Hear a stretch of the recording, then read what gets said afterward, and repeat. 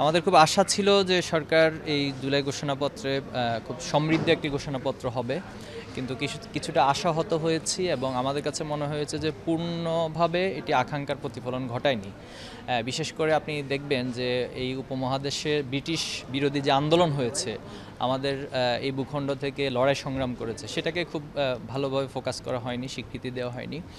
এরপর ৯ দফা, যেটা বলা চলে যে এই আন্দোলনের সবচেয়ে বড় টার্নিং একটা গুরুত্বপূর্ণ ভূমিকা পালন করেছিল, এবং ৯ দফা থেকেই কিন্তু পরবর্তীতে ১ দফা এবং হাসিনার পতন হয়েছে।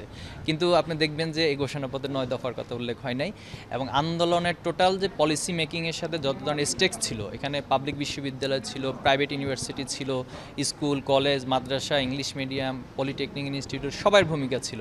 আপনাদের সাংবাদিকদের একটা ভালো ভূমিকা ছিল।